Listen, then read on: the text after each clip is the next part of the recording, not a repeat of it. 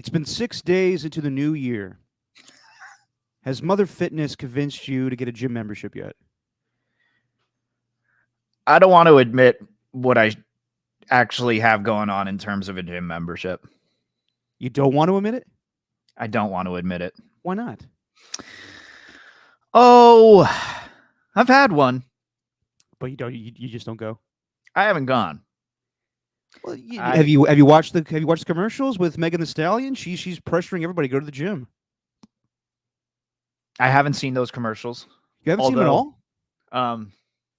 Jesse's in the shower. She's not watching. She might not listen back. If Megan Thee Stallion could convince me to go to the gym. She's not bad. And actually, I will say, she's actually pretty funny. Between that commercial and the Olympics commercial, where she's got the talking horse, she's actually got a good sense of humor. No, I like Meg Thee Stallion. I think she gets an interesting rap because she's one of those artists who comes across as just, oh, I'm gonna twerk in front of you and that's it. But I actually think she's pretty talented. And I'm serious. I'm dead serious on that. No. She I actually don't listen to a lot of her music, but from just like the goofiness that she's a part of, I appreciate her even more now. Might even say a little more sexy that she's funny. She came out with a pretty, I'd say, vulnerable song. It was called WAP. No. I'm familiar with that one, and that's a hell of a song, I'll tell you. No, Viper, I think is what I haven't heard it. Something like haven't heard it. Yeah, it's pretty vulnerable on it. It's interesting. Well, yeah. Well, speak of vulnerability, we'll get to do that a lot today between Jonathan Kuminga singing his little heart out, Katt Williams being vulnerable to the world.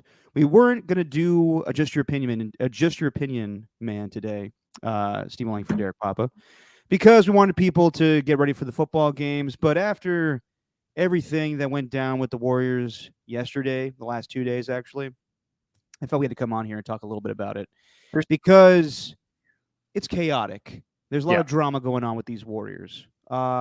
Way too soon for my liking into a season. I'll say that.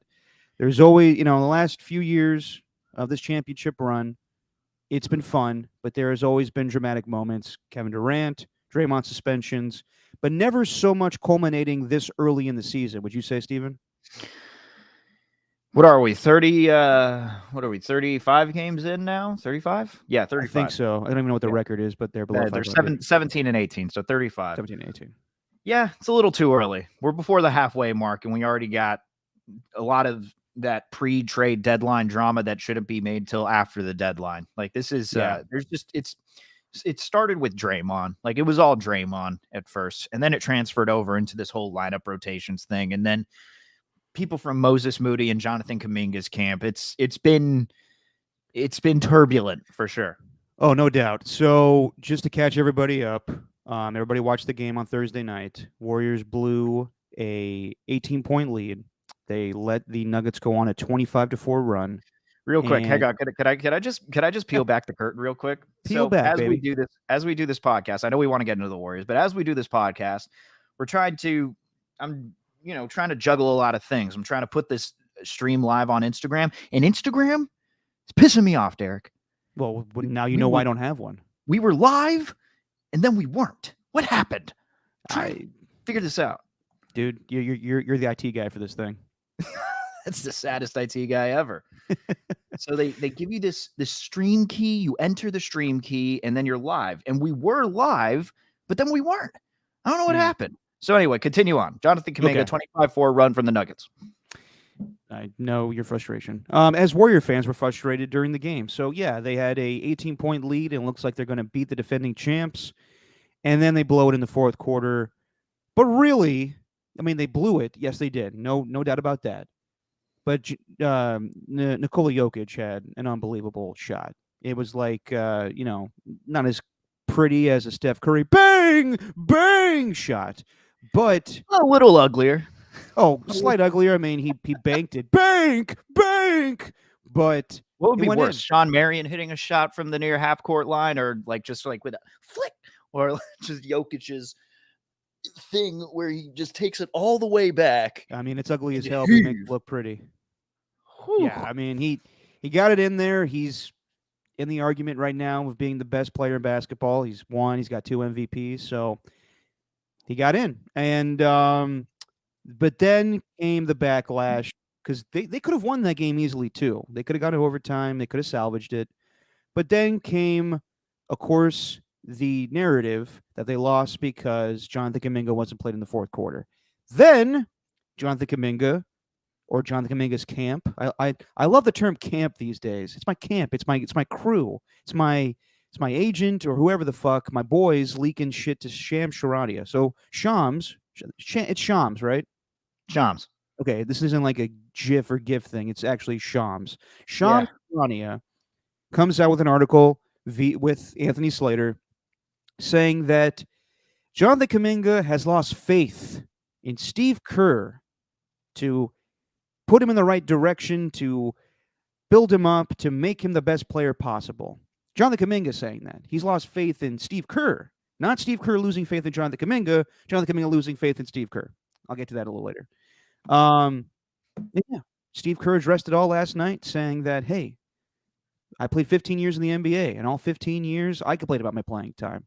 And he admitted that he overlooked Jonathan Kuminga being played in the fourth quarter. He wanted to keep going with Andrew Wiggins. He liked the matchup, and it wasn't going in their favor, and he didn't adjust. And he knows, I mean, he made adjustments. He let Jonathan Kuminga play in the fourth quarter last night. So everything's great now since they beat the Detroit Pistons. Not really. I mean, you win by 4 against the Pistons, and I think you still have more answers to answer for. And there's going to be a lot more shit that goes down with Draymond returning that Steve Kerr wasn't even aware about. So, Steven, I have a lot to say. I know you have a lot to say. I will let you say your piece, and then I will chime with my opinion, man. That loss speaks to something much larger than just one rotational piece. I'm sorry, but if you can't maintain an 18-point lead when you have, at the time, 4 players on the floor who are making over, in total, about $130 million between the 4, talking Chris Paul, Andrew Wiggins, Klay Thompson, and Steph Curry. They were on the floor for a majority of the time. And then eventually Wiggins came out, Saric came in, and then about a minute and a half left. Then it turned into Andrew Wiggins coming in for Chris Paul. And that minute and a half, they were playing with a lineup that they've never played with before this season. If I'm not, I never could tell because I looked on NBA stats and you could look up the lineups and everything. You just have to do your digging and you can find it. Anyone can. It's not special to know the lineup matchups. Just anyone could look it up. You just have to take a little time to do it. And I was looking for this 5-man group to see how much they played. And the morning after, I just saw it was 1 game. So I think that was their first time playing on the floor. Yeah. It was absolutely a mess with Steve Kerr. He didn't make the right substitutions, but my question is, would they have stopped Aaron Gordon from doing what he did in those final 6 minutes? Would they have counteracted the Nuggets playing defense? Like, you got to give the Nuggets some form of credit for the way that they fought back at the end of that game. Like, they really were getting it to I watched back that 6.5 minutes like 8 different times. I don't know why I subjected myself to that, but they just kept on hitting open shots, finding the open man, getting to the line. They were being aggressive. Should Steve Kerr had put Jonathan Kuminga in at some point? Of course, I'm not denying that. But if Steve Kerr can't trust 4 veterans to maintain an 8-point lead or an 18-point lead, then they just got much bigger problems than simply one simple switch into a rotation. Because I'll say this, Steph Curry, he was great throughout the game, awful in the final 6 minutes, just awful. That pass, the shots. What's the point of Klay Thompson being on the floor if you're not going to try and get him at least 1 open 3 at that point? Like, they didn't even hit him at all. He just kept on. He was very passive, and I know Klay's trying to break out of the funk that he's in right now, where it's just he's not being patient. But what's the point of telling Klay to be patient if the team's not going to get the ball to him? It was a mess of epic proportions, and we always like to point the blame at one specific thing, but the reality is this Warriors team just might not be very good, and that's it. Like, you could tell as after Jokic hit that shot and they just kept on after Wiggins hit the shot and then Jokic hit the one to cut the lead to 16, you could tell just everything. I kept on using the word unravel in my KCBS sportscast, and that implies that it was tightly wound together, whatever the metaphorical ball of yarn I'm using. I don't know, but it hasn't been together really all season. And the fact that this was the 5th time they gave up a double-digit lead, like last night's win, I don't even care. It wasn't that great of a win. You should have dominated the Pistons, and you didn't. It's just, it speaks to much bigger issues than just one substitution. But there are ripple effects. I'll admit that. There's much more to it than just focusing on the game. And also to add on to the mountain of bullshit going on with the Warriors right now, Chris Paul broke his hand last night. Yep. So he's going to have surgery. Don't know how long he'll be out. But you got to believe that hurts.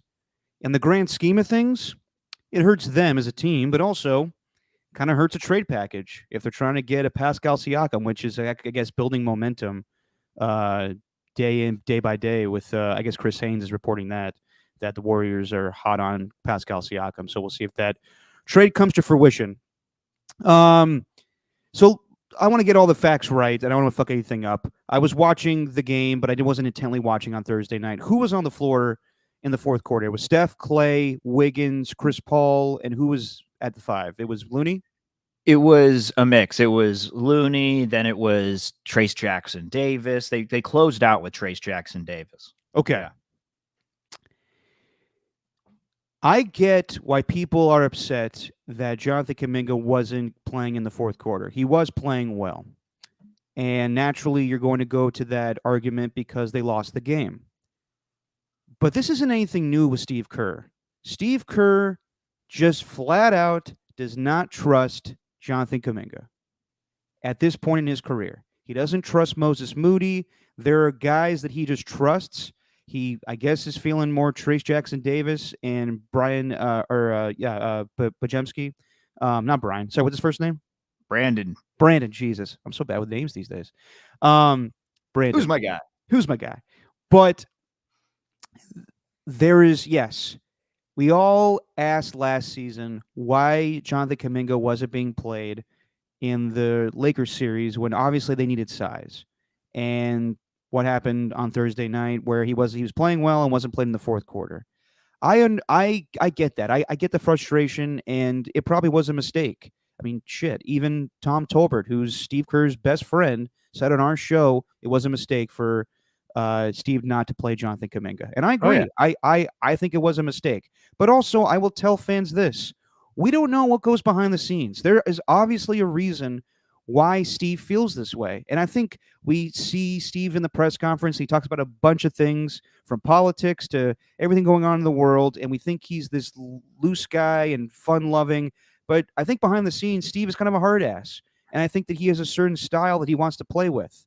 And I think he really values high basketball IQ. And he values veterans. And that's just the way that they've won in the past with Steph Curry, Klay Thompson, Draymond Green, who's not there, but just relying on the smart basketball players. And I'm not saying Jonathan Kuminga or Moses Moody are dumb. What I'm saying is that they don't play with the intellect that Steve Kerr is looking for. And I know that's going to frustrate a lot of fans, but I think that that's just the way Steve Kerr rolls. He wants everybody to play in a certain system, not the system like you saw in Winning Time, but a certain style of basketball that he just wants to run. And the biggest problem I have with all this, though, is just this has always been a thing with Steve Kerr, that people question his lineups and just don't trust him as a coach. And after 4 championships, I'm just like, guys, can we not give this guy the benefit of the doubt? Like, I understand it's frustrating and this team is not the same, but it may be just the team.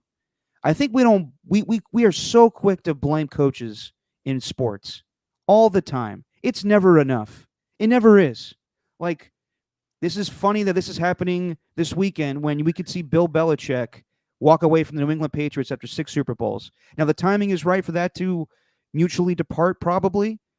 But also, like, it's just always complaining. It's always complaining when teams aren't playing well. It's always the coach's fault. A year ago, Kyle Shanahan with, he got Trey hurt. Bullshit, he got Trey hurt. That's absolute bullshit. And now everybody loves him again. And I guarantee you, if he doesn't win a Super Bowl this year, then everybody will be mad at him again. You can never appease the fans. So that's why I'm angry with this whole thing. Because after everything that Steve Kerr has done, I just saw way too much stuff. And I'm not one to look at the comments, but I was guilty like you looking at shit where people were like, fire Steve Kerr. Are you fucking insane, everybody? I still do. I still look at the comments. My New Year's resolution, screw it. It's like, I've already kicked the hat, or I haven't kicked the habit. I've kept on going with it. I'm going to keep looking at the comments. Why not? Fuck it. Exactly. So, but everybody, are you guys fucking insane with Steve Kerr? Like, seriously, are we having this argument like being legitimate that Steve Kerr is the reason the Warriors are losing? No, the reality is the Warriors lost to the Nuggets because, let's be frank, the Nuggets are a better team than the Warriors right now. And I understand that maybe Jonathan Kuminga could have helped out, but I think they lost basically because this team has given up fourth quarter leads all the time this season. They could have lost last night, and Jonathan Kuminga was playing in the fourth quarter. So I'm tired of the finger pointing with Steve Kerr. I think that's absolute bullshit. I'm so sick of it because it's clear that this guy knows what he's doing. It's not just as simple as, well, anybody could coach the Warriors. No, Mark Jackson couldn't. So I think that, guys, I'm telling everybody, keep it up. Keep it up with this pointing the finger of Steve Kerr, and you guys want a different coach, because it very well could happen next season. It very well could. There has to be something going on. Sorry, I'm angry. It's fine. And AJ Cruz, you better get that cuss counter up to 8. I'm counting 8 now for Derek, the CC just counter. Me? You dropped an F-bomb just recently. Well, I did. All right. So just the JYOM cuss counter at 9. Because Kuminga has absolutely been playing the best ball of his career. There's no doubt in my mind. I watched that Magic game, and there's a sequence where Kuminga goes up for the block, goes on the other end. He's sitting on the wing right beyond the three-point line, and then he swings it over to Clay or Steph, I forget who it was, and then they hit it for an open 3. Like, that's the type of impact Kuminga can make. There's no doubt what he can do on the court. The fact that he's been scoring in double figures for 15 straight games, 11 of them 12 of them as a starter, because he's been in for Draymond Green. And all those stats are great, but and there's no doubt it was a mistake. Like, he should have played him. He should have played him in the third quarter. Yes. He should have played him in the fourth quarter, because Andrew Wiggins, I think he's kind of past whatever the Warriors were hoping for him. We might have seen the best of him in that 2022 playoff run. But if Kerr's not putting Kuminga in, and it's just that simple, then why wouldn't he? Like, I'm sorry, but these guys are a lot smarter than we are as basketball fans. And as much as we like to think we're that smart and we could call out the coaching and say what decisions they could make, and if they made that decision, then they probably would have won. But there's clearly something going on that we don't know, that we can't understand. And maybe that could speak to how Steve Kerr is that stubborn. Maybe he shouldn't be that stubborn, but we also don't know what's happening, because it seemed like the obvious move to go with Kuminga. But I don't know. I don't know what the logic was with not putting him in.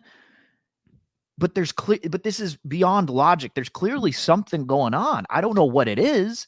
It reminds me of the Jordan Poole thing. It's like, why'd you trade Jordan Poole? Well, because Jordan Poole, I think the way that he's acting with the Wizards, and what you've seen those videos go viral of him with the Wizards, not listening to the coaches and doing all that sort of stuff, I think that kind of speaks to who he was after he got the bag and won his championship. Like, I think he kind of lost interest, and the team didn't like that. Yeah, that's just my guess. There's just more to it than, oh, you need to play him. And is that right or wrong? I don't know. Is that the right thing to do because you're keeping your team from winning games? I don't know. But I'm going to keep going to my larger point, which is, if you can't hold an 18-point lead with the guys you have on the floor, and you think it's just one simple switch will help, then you got a much bigger issue. That's an 18-point lead with 6 minutes to go. Like, I'm sorry, but the MVP and Steph Curry should be able to at least knock down a 3. You should get one of the greatest three-point shooters of all time an open shot. Andrew Wiggins is Andrew Wiggins. Run a play so Andrew Wiggins can get an open dunk. Like, run something. Like, to me, with the guys you had on the floor, the reason they lost that game is because of Stephen Curry at the end of those 6 minutes. He was just hogging the ball. Yeah. He just kept on putting up errant shots, and that turnover cost them. They didn't run any set plays. And I don't know if that's a product of Curry just not trusting his teammates anymore. I think that's also what it speaks to as well. It's like the fact that he can't trust Clay or Wiggins. That's not good. Yeah. I think it's as simple as Steve just wanted to get a win, and he wanted to trust the veterans. I don't think there's anything that everybody needs to look into. There is something going on with Curry and Kuminga, and Steve said before the game last night that they spoke. But I think it's just as simple as we got to get this win. We have an 18-point lead. Let's build upon it. And right now I trust in the guys that have been there before. I think it's that simple. I don't think it's like, I do believe there is something with Kuminga and Moses Moody and the younger guys with Steve Kerr, but I will say that I think just in that moment, Steve just wanted to trust the guys that have won championships. And also, you and I talk about it. I thought it was interesting that last night in the postgame, Marcus Thompson asked Steph Curry about Jonathan Kuminga not being played in the fourth quarter. And Steph went, yeah, he should have played. I think it was a mistake. And that's fair to say, Steph. But Steph has a lot of input in what goes on with the team. So I'm not saying that Steph told Steve not to play Jonathan Kuminga in the fourth quarter, but I think Steph also trusts in the veterans in the fourth quarter as well. So I thought that was an interesting comment to make because I think Steve Kerr and Steph Curry are pretty much in unison on what needs to be done with the team. But as far as Jonathan Kuminga's comments, can I get to that real quick, Steven? Just what he said to Shams. Look, dude, he did this 2 weeks ago with Marcus Thompson after the Christmas Day game where he wasn't playing the fourth quarter. He does it yesterday saying that, he should have been playing more in the fourth quarter. And I understand that. But it doesn't benefit you to do this stuff in the media. It really doesn't. Like, I don't know if it's him or his agent, but just look up Patrick McCaw, man. Just look up the other guys. Anybody that had an issue with Steve Kerr in playing time, it doesn't bode well for guys after they leave the Warriors. Look at all the guys the Lakers picked up that they thought were going to be the next big thing because they were on the Warriors. And it really was the system. Quinn Cook, Juan Toscano-Anderson. Name a guy. When they leave the Warriors, they don't do much, with the exception of Kevin Durant. But that Kevin Durant was something before he got to the Warriors. Well, even look at the Suns right now, though. The Suns are not as much better off as the Warriors. Yeah, but that's a whole different thing. Kevin Durant's an established player. That's true. Did you want to read some of these comments? No, I was just putting them up just in case anyone didn't have the context. But yeah, after sitting for the final 18 minutes, forward Jonathan Kuminga has lost faith in Coach Steve Kerr, and the lottery pick no longer believes Kerr will allow him to reach his full potential. Thursday night was the straw that broke the camel's back, one of the sources said. Well, I'll ask you this, though, and this is a legitimate question. Do you think Steve Kerr, and kind of guilty of the same thing with Kyle Shanahan with Trey Lance, do you think that Steve Kerr doesn't have the patience to make a player grow when they're on this team because of what's happened in the past? I don't think so. Well, it's apparent that he doesn't, but I do think that he's kind of in the middle of where, say, the 49ers and the Giants were. The 49ers not trusting Trey Lance, and they were ready to win now, whereas the Giants just thought they could win with a bunch of their veterans, so they gave these older guys a bunch of these big contracts. Like, I think they're kind of stuck in the middle at this point. But I think that as far as Kuminga and his comments are concerned, though, like, I did the thing. I looked in the replies. Yeah. I looked at the replies, and I saw a lot of people saying good for Kuminga speaking out. He needs to, and all that stuff, which is fine. Like, good for him. But at the same time, is that really what you want? Because this does nothing but just throw a wrench into what's already been an incredibly complicated season. Like, do you really want this to get even more complicated? Do you just want the drama to escalate to the point where Kuminga's gone, and then, all right, now your favorite team is without Kuminga? Like, what do what do you want to gain from it? Do you think that this is going to gain him more playing time? Maybe, but I think what would get him more playing time is, like Steve Kerr said, my door's always open. I'm a very accessible coach. Like you could just come talk to me instead of going to the media and doing that, which he's done for 2 of the past 3 weeks. Like, I don't get what people want out of this. Like the fan base, at least. Kuminga, I kind of get it. I don't know if he went about it the right way. Kuminga's young after all. He's 21 years old. All right. When I was 21, I don't even want to think about how I would have handled something like this at 21. But I think what he can learn is just talk to the coach and like get in a one-on-one meeting. Like express your frustration to him. Don't do it to the media, because that does nothing but become detrimental to the team. So I didn't understand really what he was hoping to gain from letting his sources speak to a premier NBA insider who's my age. Is Shams really that young? Yeah, dude. Yeah, he's like 30. Me. Yeah. God damn it. Well, anyway. Yeah, but he also spends like 17 hours a day on his phone. Or on screen time. So don't be too jealous of him. I feel bad for him, actually. I don't. I would like Kay Adams to hit on me. I don't feel bad for any insider, dude. Insiders have what seems like the most miserable job ever. It's great that you get the scoop, but good God, you got to be up at all hours of the day. Got to constantly be checking your phone. Yeah. Can I just make a quick joke that's not going to be very appropriate? Oh, please do.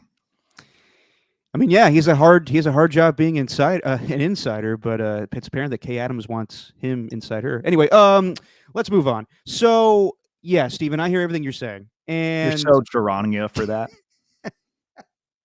Oh God, that was terrible. Sorry. I've said that once before. I've used that joke once. It didn't work. So I hear everything with that, but there's a time and place for, like, I don't understand why people speak out against Steve Kerr. He seems more than fair. Like everything that happened with the little jabs that Kevin Durant had back in the day, I'm sure he looks back on that and he's like, wow, I could have handled that whole situation a lot better. And I think it's pretty clear now with everything that with Kevin Durant has frustration-wise between the Nets and the Suns. He probably thinks he made a mistake. It probably should stay with the Warriors, but neither here nor there. Jonathan Kuminga, yeah, just there's no need for this. But I think the reality is, and what Marcus Thompson told Tolbert and Copes yesterday was, he wants to be traded or get more playing time. But I'll tell you what, Jonathan, what do you think's going to happen when Draymond comes back? Because this Jonathan Kuminga stuff, I think, is just the tip of the iceberg, to tell you the truth, guys. This Draymond stuff is very weird. The way that everybody has responded, I don't think that he's going to come back with open arms. And the way that Steve responded to the report that Draymond will return to the team in the coming days, and he said, I know nothing about that. That's just Draymond's camp deciding that Draymond's going to come back. I think that Draymond has to earn the trust of the team again and prove that he's good to go. I think there's also a legitimate chance that Draymond comes off the bench in favor of Jonathan Kuminga. So I'll tell you this too. At this point, with Jonathan Kuminga's frustrations, and I think the team's frustration with Draymond Green, because I don't think anybody's happy that he went to LeBron James' birthday party during this whole thing where he's got to figure out himself and find himself.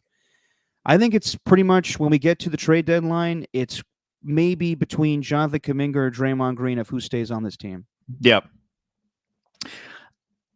From the Christmas Day report from Woj, which a lot of people missed because it was Christmas Day after all, but your boy was working. Your boy was working, you know. Okay. It was the first Draymond one, yeah. Yeah, it was the first Draymond report that we heard where he said he's going to return in the 10 to 13 game range, and they had already played, I think 6 or 7 up to that point without him. From that, then to Steve Kerr being asked about it, and then him literally going no comment, which is fine. Like, you say you want to keep that in-house. But the article also mentioned that they have been holding individual counseling sessions, and that the NBA, I was going to say NFL, that the NBA and officials, the GM, I think the trainer was involved in there too. What's the trainer? Rick Celebrini. I think he's involved there. They're meeting with him periodically to catch up on his progress and see how it's going. But So it seemed like they were pretty well in lockstep with each other. Like, all right, this is all right, cool. It seems like it's going well. Then Kerr says, no comment. We want to keep that private. Mm-hmm. Fair enough. You want to keep that private. But then like a couple of days later, he says, no, he hasn't been anywhere near the facility. And we've only been exchanging texts. Like, that's not good. Like, and I don't know if it was up to, I guess I could have done it, but I don't know if it was up to the reporters that were there in the press box or the media room. I don't know if it was up to them to kind of follow up on that ESPN report and say, well, there's reports out there that he was going through individual counseling sessions. Like, are you not a part of those? Have you heard anything? I'm sure Kerr would have just kept mum on that too. But I just think that after all, it's not like going as swimmingly as it was made out to be on Christmas Day, because I think that based on that report alone, based on that article, I would have expected Kerr to be a little more eager, I'd say, to get him back, a little more chipper to get one of his, what he calls his best players back, a guy who he truly loves. Didn't seem too thrilled about the question when it was asked. And that was with, again, like 4 or 5 games left before he could come back in that range. So I don't know. It's definitely not going as well as we thought. No, it's not. And I think it's telling. I mean, Draymond, they let's be real. They blew that lead because they lacked the defense against the Nuggets. Draymond could have helped on Jokic or Aaron Gordon. Yeah. And I keep on going back to that damn lineup. It's like, as soon as they subbed Chris Paul out for Andrew Wiggins, and you put guys on the floor who had never been there before, well, then immediately Aaron Gordon goes in for the alley-oop and it's wide open. That one from Jokic. That was literally the next shot out of the timeout. like they were lost. They were discombobulated. They didn't know what to do. Yeah. So, I mean, everybody knows that Draymond Green can bring a lot to the team right now, but it's bigger than that. It's bigger than, are we just giving this guy another chance? So there's a lot that's going on with the Warriors right now. And I don't think it's all, hunky-dory and kumbaya after last night's win. There are a lot of problems. And Ernie one here is Ernie 2 rather saying, and Kerr saying he's given us space and we're giving him space was odd, certainly. And then it's leaked that he's close to coming back. It's like, I think maybe someone from like Clutch Sports from his agency is telling Woj one thing. Oh yeah. And then the team is just thinking something totally different. So whatever Woj is hearing, I don't think it's that's probably from Green's camp. Whereas 100%. What the Warriors are going through, it's not like that. No, as Adam Copeland said on the show, you think Mike Dunleavy let Steve Kerr go up there on the podium and was like, "Ooh, my bad, dude. I didn't tell you. Yeah, Draymond's coming back." Like that's not happening. Now it could also be Joe Lacob. It could be Joe Lacob telling Woj, "Yeah, I've been talking to Draymond. He's coming back. I don't need to tell Steve or Mike. They're beneath me." He does love ESPN. I wouldn't be surprised. Yeah. So I would just tell everybody, I'm going to say this again. I know that every year we want the Warriors to win the championship, but let's just relax. Let's enjoy what happened in the past. Let's just chill out. Like, believe me, I know I'm asking a lot of everybody, but I'll be frank. Warriors fans sound like little spoiled brats lately. They do. And I know that it's been a good thing and it's been a good ride, but not every year is going to be like this. So it's slowly dying. It is. And everybody just needs to accept that. Klay Thompson is. Everybody else needs to. And lay off Steve Kerr. I can't stand that shit. When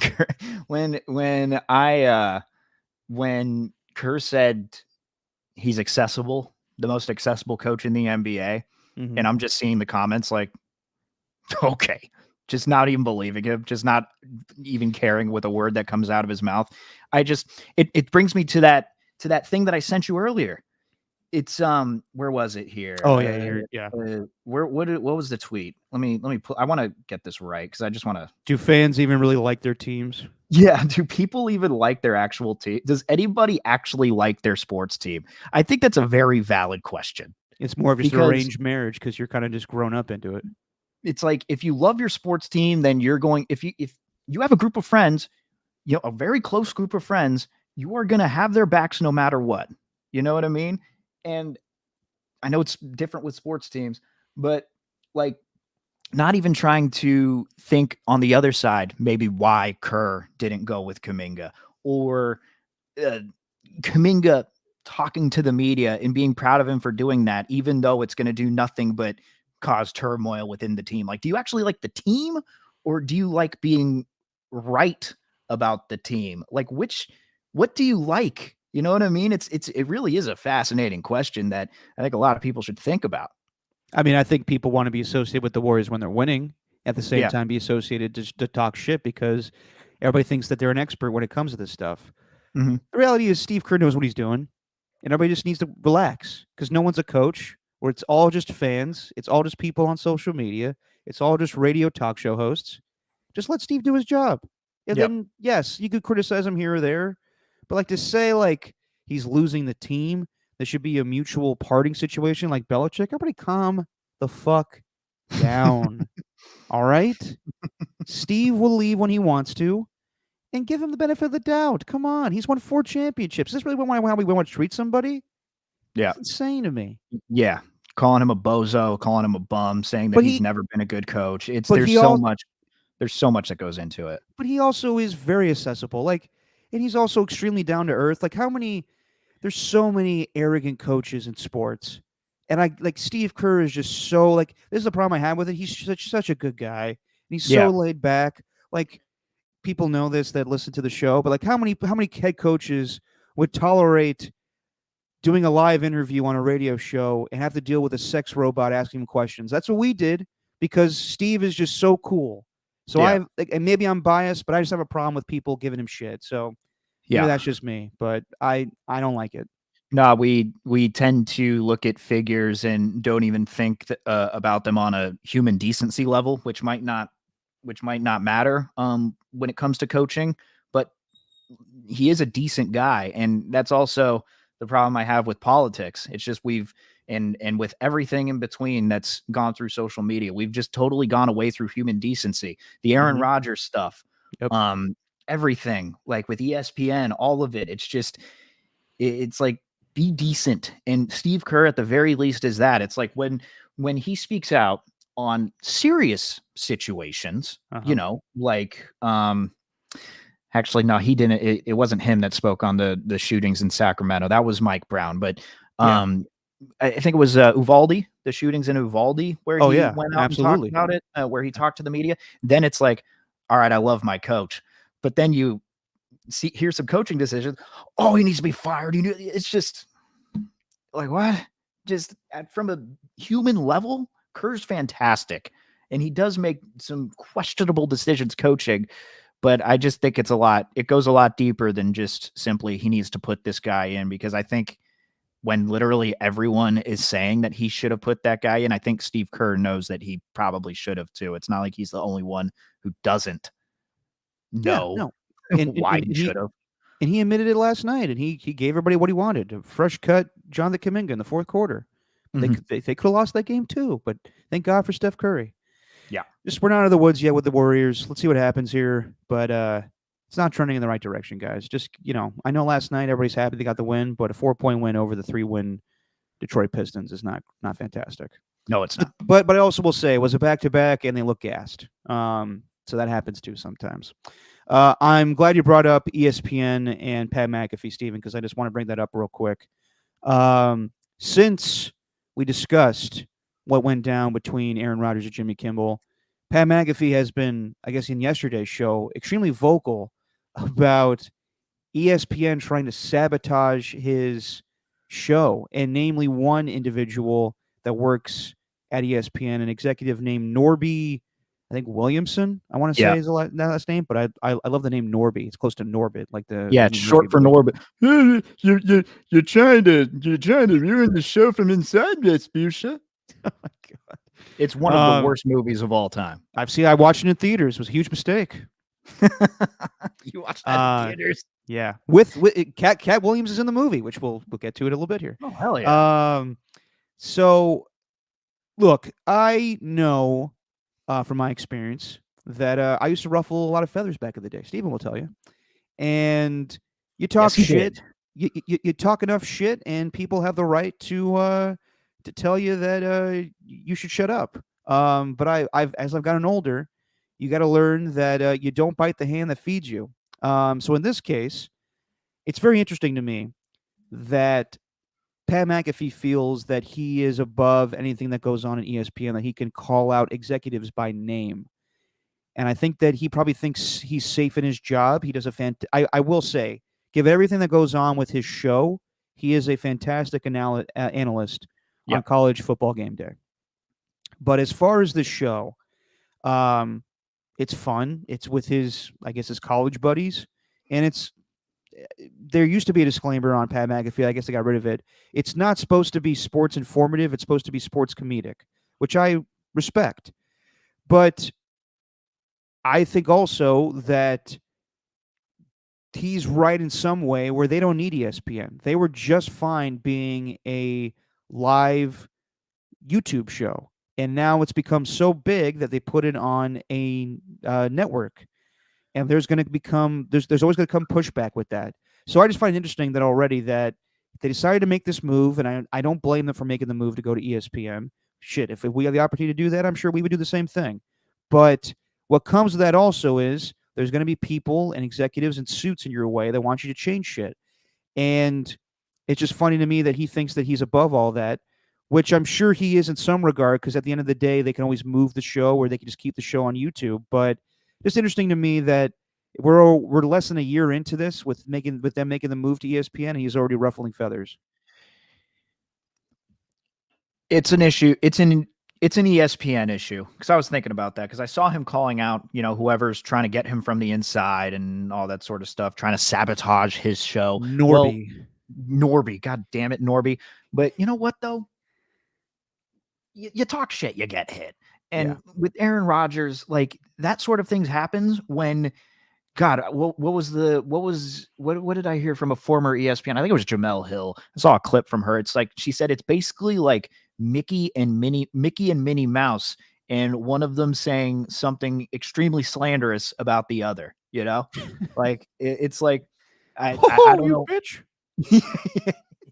Yeah, but my thing with ESPN is, why do you keep stooping to this level where you're just going to use your money and buy out whatever's popular, whatever's rolling? They tried to do the same thing with, I hear this with Part of My Take all the time. Part of My Take had that show, Barstool Van Talk, go on ESPN. They had one episode, they were ready to air it, and it didn't air because Barstool called out one of their Sam Ponder. They said something mean about her, and then it turned into a whole thing, and then Barstool Van Talk was taken off. But Part of My Take talks all the time about how not getting on ESPN was probably the best thing that happened to them, because they would not be able to do the things they do on that network.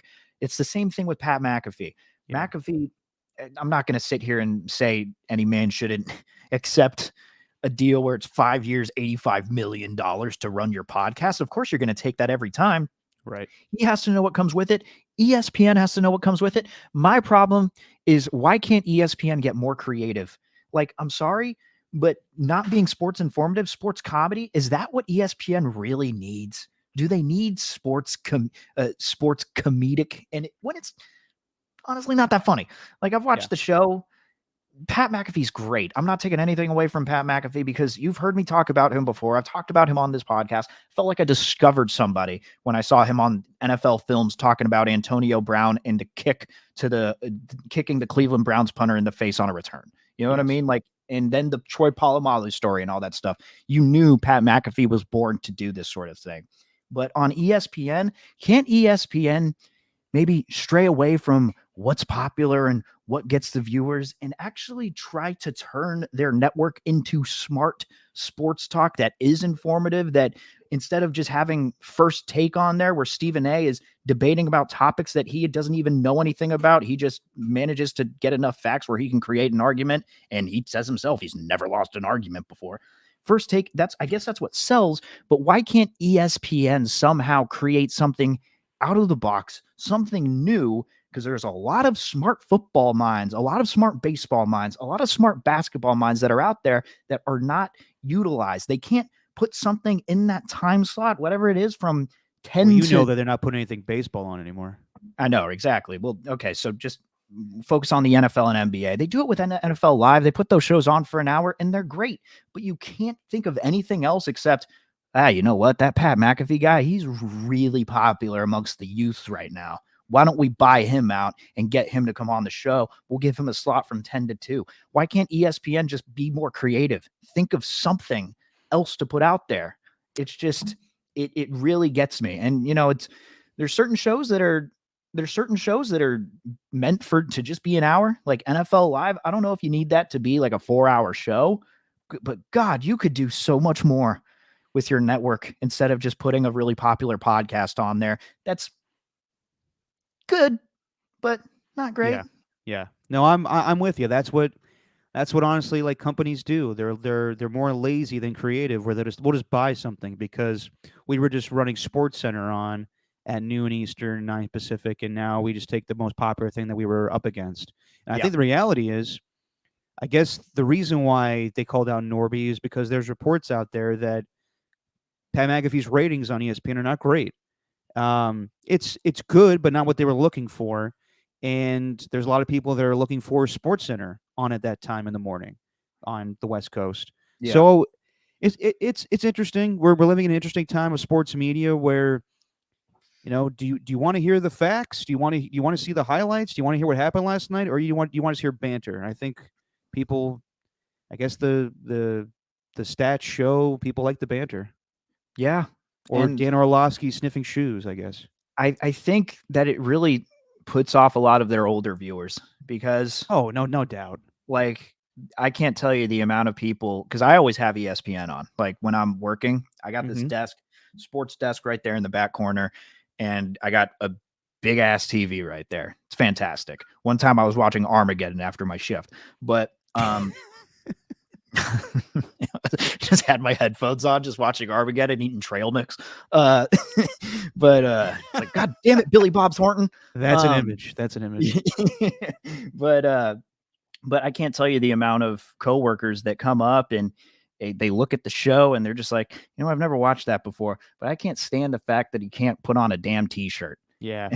It's like, it's just little things like that that are off-putting to a lot of viewers. So I think ESPN is alienating a lot of people, and you're not making, I think Pat McAfee's actually great with interviews because some of their guests can really open up. They're former football players. It's just different when you have that sort of dynamic, but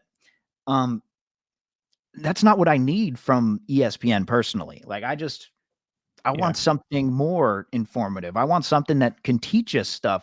Use the film. Look at what NFL Network's doing. Look at what MLB Network's doing. Look what NHL Network's doing. They got a lot of smart shows on there on their own network, and ESPN can't seem to figure it out. That's what I was trying to say last podcast. I think it came off more arrogant than what I was really trying to say was that I don't need to listen to Marcus Spears or just the regular talking heads on ESPN about a game when it comes to like Monday morning reaction. I don't care about that stuff. Now, when it comes to X's and O's, you best believe I'm listening to Brian Baldinger and Greg Cosell because they break down the film. When it comes to just, you know, like if Dan Orlovsky's like break it down what happened in a game, I'll listen. But if it's just like, they bench that quarterback, that guy sucks, I don't give a shit. I'm talking about the games, guys. So that's where we're at in our society, I think. It's just sports media. It's just more about, I mean, like, let's be honest. I think more people wanted to hear Warrior talk about Jonathan Kuminga versus Steve Kerr as opposed to breaking down what happened in the fourth quarter. That's what people want to hear, is the drama. But I don't know. I think that it needs to be a healthy mix because if you're talking about sports, you're talking about sports. We're not talking about TMZ stuff, but then again, that people do love drama. So I don't know. And Ernie One here saying I don't need anything from ESPN, and I totally hear you. That's fair. That's 100% fair because that's the state that a lot of people are in, and where ESPN has taken their former viewers. It's like, I don't need anything. Instead of having these debate shows, like PTI's on there for like a half hour, and that used to be the smartest show, but now you got Tony Kornheiser and Michael Wilbon, who kind of just seem like old men yelling at cloud at times. You know what I mean? Like it's kind of grown away, and they haven't really brought a ton of new voices on there. You got around the horn and everything, but bring in something different. They haven't thought of anything new. I do like PTI though, because Michael Wilbon doesn't give a fuck. Like, that's true. Pat McAfee calls out executives on ESPN, but Michael Wilbon will call out people on ESPN. Just be like, I have colleagues that are saying this crap earlier in the day. Like, what the hell's wrong with you people? And I'm like, oh God, you're just like a fresh of breath air. Like you are. I'm fully butchered that. A breath of fresh air. A breath of fresh air, Michael Wilbon. But yeah, we're just at a bad time of sports media, in my opinion. I love this with Ernie too. It's the same with the movie industry, remaking movies versus coming up with new ones. Yeah, they're trying, but it's just some of them aren't working. Well, I will say this: I saw a preview the other day for a movie coming out called Civil War. Did you see this? Oh yeah, this looks in a year of an election. This movie looks like it's going to cause a lot of problems. Bringing California and Texas together. Yeah, I mean, they're the Western allies. I am very intrigued by it, but also I could see it being way too real with what's going on this year. Before we get out of here, I brought up Katt Williams. Speaking of podcasts that are just for internet's sake. Club Shay, Shannon Sharp's podcast. How many podcasts does he have? He's got the Nightcap with Chad Ochocinco. He goes on First Take, and then he does the Nightcap is part of Club Shay. Oh, is it really? Okay, I didn't know that. Yes, it's just a show within Club Shay. It's under the Club Shay umbrella. It's under the club ceiling. Gotcha. Okay, it's part of the Boom Boom Room. Yes. Shay's Boom Boom Room. There you go. Shannon Sharp brought Katt Williams on, and the internet just ate this up. I like Katt Williams. I think he's actually one of the most underrated comedians out there, but he's also batshit crazy. But I respect that because he kind of keeps it real. And I listened to most of the interview. It's what is it, like a 3-hour long interview that went down with Shannon Sharp? Yeah. So I didn't listen to the whole thing, but I caught clips here or there.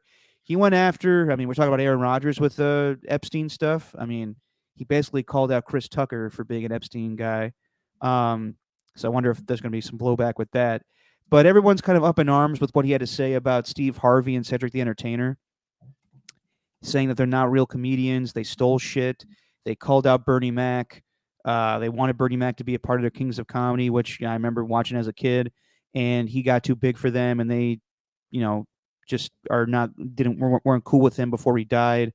Yeah. And Cedric the Entertainer basically is a fraud. He's supposed to be a comedian / singer and dancer, and he doesn't come up with his own stuff. Steve Harvey stole all of Mark Curry's stuff. And I know a lot of people are upset that Katt Williams said those things, but I got to be honest. I think he's 100% accurate. I am not a Cedric the Entertainer. Who's upset? There are people that are upset about that. Why? Because people like Steve Harvey and Cedric the Entertainer, and they don't want to see people in the comedy community. Like he called out Kevin Hart too, and I guess there's a new thing, like sports media changing. There's a new thing called NBA Unplugged, where it's kind of like a Manning cast. Kevin Hart and I guess 3 of his buddies were watching Knicks Sixers last night, and they were talking about, like, one guy was like, "Hey, so Kevin, you gonna respond to Katt Williams?" He was like, "Katt's got a lot going on, man. Katt's got a lot going on right now."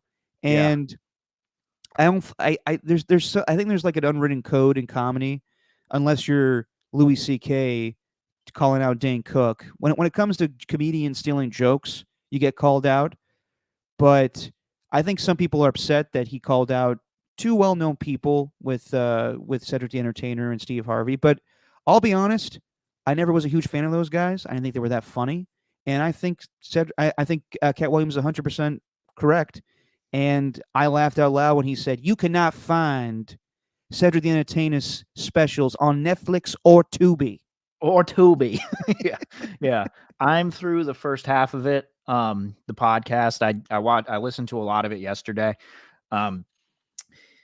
He with Cedric the Entertainer, straight up said he stole his jokes. He used this one final joke that Mark Curry helped him write, and it was like the last joke of his set. It was the best one, and he knew Cedric was in the crowd at the Comedy Store, and then Cedric used it like word for word, for bar, except for like instead of like I guess the jokes involving his car, Cedric turned it into a spaceship or something like that. So he switched it up a little bit.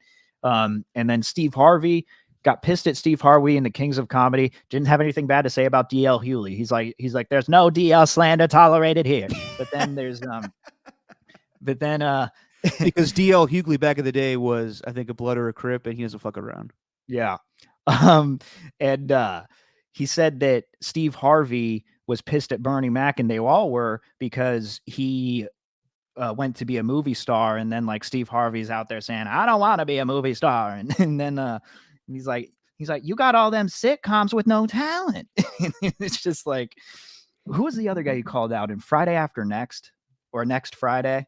The Christmas one? Well, the funny thing about that was he calls out Steve Harvey because he doesn't have a movie career, because he would just be himself in every movie. And then Katt Williams goes, I got 60. Look at my IMDb. I had 60 movie roles. I ain't playing Katt Williams in any of them. Yes, you were. But yes, you were. That Money Mike character is basically Katt Williams. Yeah, he literally did a stand-up special called The Pimp Chronicles 2, and then played a pimp in that movie. Yes. Like, what do we? Pimp Chronicles 2, by the way, my favorite stand-up set of all time. I will always bow down to Katt for that one, because that one just has so many layers to it. But anyway, yeah, the one with Kevin Hart and Tiffany Haddish, it was a little different. Basically called them industry plants. Said that Tiffany Haddish was he's like or Kevin Hart rather said Kevin Hart started on the East Coast doing stuff in New York clubs and then, or in Philadelphia clubs rather. Then he goes to LA. How can one come to LA, not do a set at the Comedy Store, get his own sitcom, and star in a movie called Soul Plane? How does that happen? The gatekeepers. That's how that happens. You know the gatekeepers around here? There's a lot of them. And all the roles that Kevin Hart played, I rejected him, like that kind of thing. I saw that. I don't believe everything he said. Like the stuff he was talking about with Ice Cube was a little much, and ludicrous, I guess.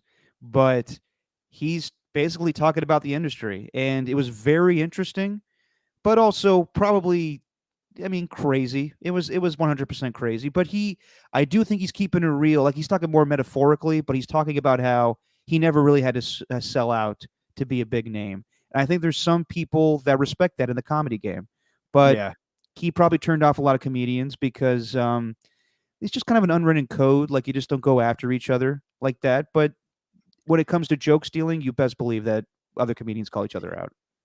And other than the whole calling people out, he was just dropping bars. Like right at the beginning, I think it's like 20 minutes in. You don't need alcohol for motivation. Yeah. You've sipped less than me, Shannon. I've had more. You've sipped more than me, Shannon. I've had a couple less sips than you. The truth don't need motivation. Like, it was so good, dude. It was it was a fascinating interview. Steve Harvey talking about being homeless. Man, he was never homeless. He was doing shows making $23,000 a day. It was so good. Yeah. Speaking of comedy, I will say this. I watched Dave Chappelle's latest special on Netflix, The Dreamer. I will say this. I've always been a big Dave Chappelle fan, and I don't always agree with what he says, especially lately these days, but I still think he's the man. He's the king of comedy as far as stand-up comedy, in my opinion. There is not a comedy club in all of America that would reject Dave Chappelle, despite everything that he has said the last few years. However, this last comedy special, he 100% mailed in. I will say that. That is not. Oh, really? I just thought it was kind of more like I've been working on some stuff. Here it is. Here's a little joke. You guys like it? You don't like it? Fuck you.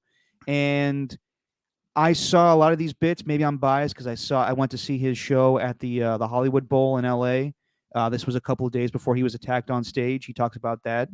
But as far as just what he's been so good at in the past, just really didn't come to play with this comedy special. So I would say I love Dave. I don't agree with everything he says, but this last special I thought was one of his worst. I haven't seen it. I've told you this before. It's not the jokes. It's not that I'm offended by what he's saying. It's his voice. Like the stand-ups. His voice definitely changed over time. Yeah, it's like the stand-ups that he used to have. It's just his voice was a lot higher pitched, and he could have something as simple as like my favorite thing is no Chip, no.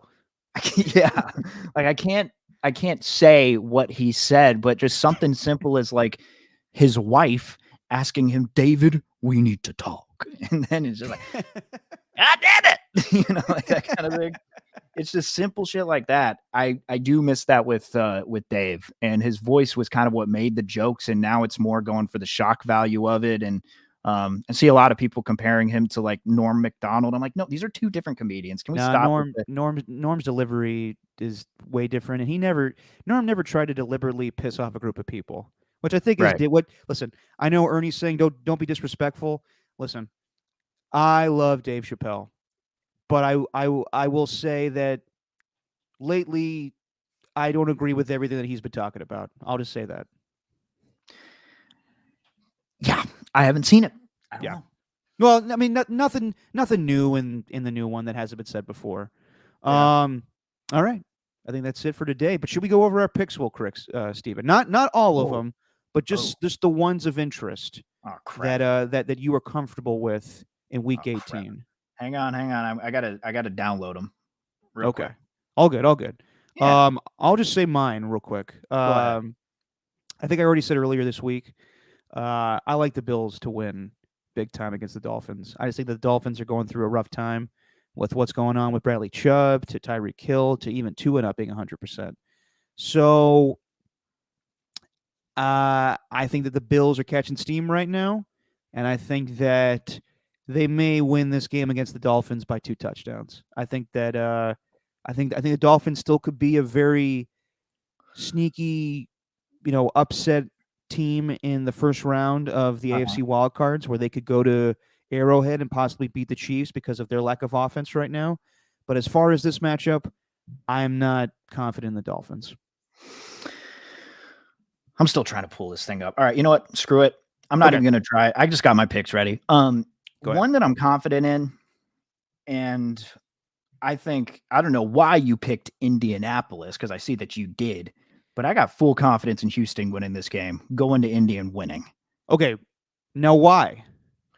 Because Indianapolis is a good team, but Houston has been without CJ Stroud, and I think that we have just glossed over how good they actually were when he was playing. After he missed the games with a concussion, like, I love Gardner Minshew. I think it's a great story. They just beat the Raiders last week, but I think the Texans are going to come out firing here, and DeMeco Ryans knows how to win when it matters. So I think that's what's going to come. But are you really picking the Texans because CJ Stroud is an interesting story and you want to see CJ Stroud in the AFC playoffs? Yeah. Okay. That's what I was thinking before this game. But that is not why I'm like that's a big reason why I'm not picking the Texans, because while yes they are a better story and they would be a sexier team to watch in the AFC, the Colts are a better team right now because of Shane Steichen. Like, well, whatever happens this offseason, I don't think anything major will happen with the Philadelphia Eagles. But if you ask behind closed doors, I'm sure Nick Sirianni's like, I need Shane Steichen. I needed this guy. And he is 100% the reason why I think they're going to make the playoffs. So for that reason alone, they're going to be home, and Jim Irsay's crazy ass will be, very proud of the coach that he picked, even though I'm sure he wanted Jeff Saturday. I'm taking the Colts. I have honestly no doubts about that. I just think the moment is going to be like a playoff game today for the Texans and Colts.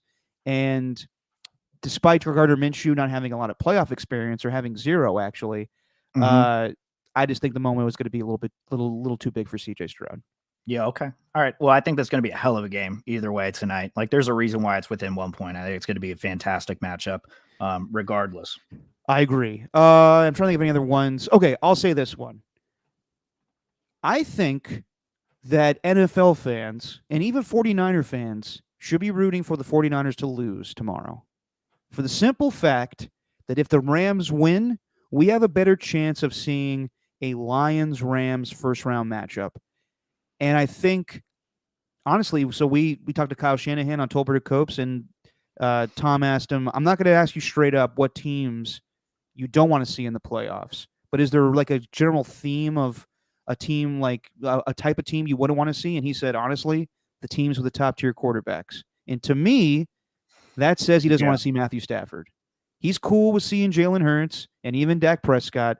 I think that Kyle Shanahan doesn't want to see his buddy Sean McVay and Matthew Stafford. Not because I think he'll lose to them, but I think that on paper, and just because of their familiarity, I think that they have the best chance to upset the Niners. But despite all that, we're going to see Sam Darnold to Carson Wentz tomorrow. Kind of interesting just because those guys are forgotten. But I'm rooting for the Rams to win because I want to see a Lions-Rams wildcard weekend matchup. I think that'll be fascinating. Go ahead. This is a lot easier. I'm just going to put the ESPN up for those watching right now. This is a lot easier if you're looking at the standings. So full screen this damn podcast and look at it with us. Yeah. I mean, as it's setting up right now, it looks like it's going to be the Niners, Cowboys, and because the Cowboys are going to beat Washington. There's no doubt about that. Like, I don't know if I chose Washington to cover that 13 number just because, I don't know, maybe they're playing for Ron Rivera in their last game, and maybe there's some hope there with a late surge where they cut it close. Overall, though, I think the Cowboys are going to win that game. Yeah. And we got the Lions and Vikings. I feel bad for the Vikings, man. I think at any spot, Dan Campbell might be like, we could win, but we don't need to, stomp on their throats and just run the damn ball. But I think after last week, Dan Campbell's really fired up. He's full of octane. Just wants to beat the crap out of whatever team that he said. I don't blame him. I don't fucking blame him because they could have been playing for the 1 seed. But no, I think as football fans, I think we all want to see. I mean, can you imagine that Lions, their first division championship, they're home for a playoff game in 30 years, and it's Matthew Stafford they have to face. Oof. That would be fantastic. What do you think as far as this order, though? Do you think it's going to change? I mean, the Packers are playing the Bears. I think that's going to be an interesting one. I love how the conversation. I had the DirecTV on the multi-sports mix, which gives you like 6 different channels, and Undisputed was on there, and Lil Wayne was there, and they're asking Lil, I don't care how Jordan Love's playing, we gonna beat the Bears anyway. And it's just it's fantastic analysis. But I think they'll win. And then the Rams, I don't even know if it's a given that the Rams beat the Niners, because Carson Wentz is not good. And I'd take Sam Darnold over Carson Wentz any day. Yeah, but what about Carson Wentz with Sean McVay, though? I don't know. Sean McVay going to be wearing Birkenstocks on the sideline? I think it's going to be decent enough out here. Is that his usual giddy up? It is for Carson Wentz. Oh, okay. Is anything going to change? It looks like well. I mean, Baker Mayfield played pretty well with the Rams last year when he's playing with Sean McVay. I'll say this in the NFC. No, I think this is exactly how it plays out. I think this is how it's going to be. I think it's going to be Niners, Cowboys, Lions, Bucks, Eagles, Rams, Packers. Yeah. And the only one that I'm not 100% on, the Bears actually could beat the Packers in Lambeau. But happened last year with the Lions went in there with a playoff chance and they knocked them out. I don't think that changes. I think the Packers make the playoffs. And then with this, okay, go ahead, Steven. It seems we're pretty solidified over the top 3, right? As far as AFC? Yeah, in the AFC. Yeah, I think it's going to be Baltimore's already number 1. I think it's going to be Buffalo 2, Kansas City 3. Jacksonville is going to beat the Titans to get that AFC South if Trevor Lawrence plays, and I think he's going to. Cleveland's already locked in at the 5, so then you got the Dolphins at 6, and Indianapolis stays at 7. So then the matchups would be Colts at Bills, Dolphins at Chiefs, Browns at Jags, which would be interesting. Yeah, I'm sticking by my Texans pick. I want Dolphins-Texans. Okay, that's fair. Yep. But then again, it wouldn't. But are you taking the Bills to win, or are you taking the Dolphins? I took the Bills. Bills. Then it'd be Bills-Texans. Oh, good point. 7. Yeah, good point. Sorry, messed that up. Either way. we'll see how it all plays out. We got a lot of things to transpire, whatever the fuck. Things are going to happen this week, transpire between all of the NFL stuff. And then we got coaches that could be losing their jobs come Monday. And then we all get to react to it. Isn't it fun reacting to people losing their jobs? Yay. Yeah, I was pumping my fist at the whole playoff games and stuff, not at the people getting fired. That's messed up. Yeah, Ron Rivera, you're out of here. I feel bad. But it's all good. We'll react to it next week. And I think we're going to do, how does this jive with you, Steven? Since there's a lot going on Saturday and Sunday with Wildcard Weekend, how about we do 2 shows during the week next week? Warriors are off these days. Tuesday, Thursday. That work for you? Down. All right, let's do it, guys. All the Ernie's, AJ Cruz skills report. We'll see you guys then, hopefully. And yeah, Steven, say what you always say. That's just our opinion, man. Oh, I got to go to the bathroom.